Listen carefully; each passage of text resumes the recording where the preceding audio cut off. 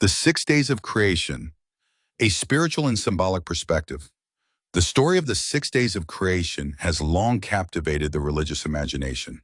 Found in the book of Genesis and echoed in the Quran and throughout other scriptures, this narrative has often been interpreted in literal terms, causing considerable friction between theology and science.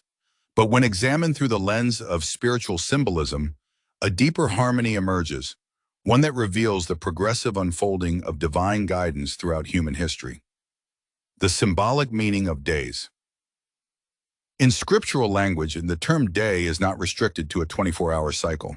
The Quran declares, "Verily a day with thy Lord is as 1,000 years of your reckoning." Quran 22:47. And similarly, 2 Peter 3:8 in the New Testament echoes, "With the Lord a day is like 1,000 years." These verses underscore the metaphorical nature of days as symbolic of epochs or stages rather than literal solar cycles. Stages of human development and revelation. The 6 days of creation can thus be interpreted as 6 great cycles of spiritual evolution in the history of humanity. Each day corresponds to a divine revelation that raised humanity to a higher plane of consciousness and civilization.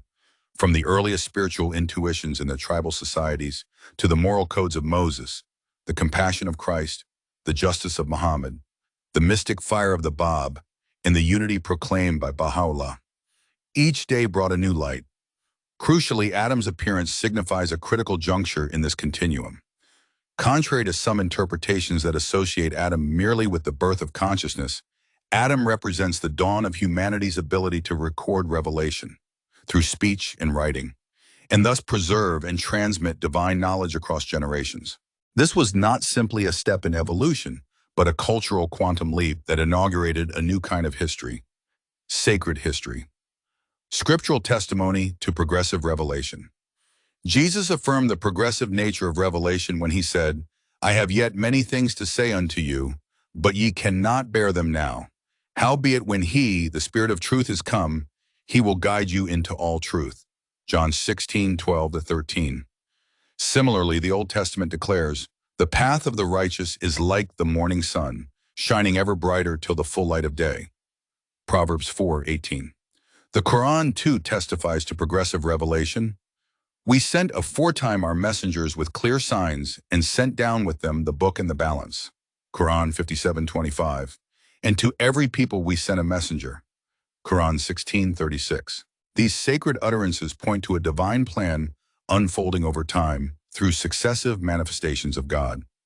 Rejecting literalism, resolving science and scripture. A strictly literal reading of the 6 days of creation invites contradictions, not only between scripture and science, but also within scripture itself. For example, Genesis states that light was created on the first day, while the sun, moon, and stars were not created until the fourth. Such inconsistencies dissolve when we read these passages metaphorically as stages of spiritual enlightenment rather than chronological acts of material fabrication. The final day and the age of fulfillment. If each of the 6 days symbolizes a dispensation of divine guidance, then we stand now at the close of the 6th day, or perhaps on the threshold of the 7th, the day of rest, peace, and divine presence. Baha'u'llah refers to this era as the Day of God, when humanity is called to unity, justice, and the maturity of its spiritual faculties. Conclusion: a time of harvest and awakening. This integrated perspective reveals that the 6 days of creation, when understood as symbolic stages of humanity's spiritual and intellectual maturation, harmonize with both reason and divine revelation. More than ever, we live in a time when the veils of former ages have been lifted, the promises of sacred scriptures fulfilled, and the fullness of truth made manifest.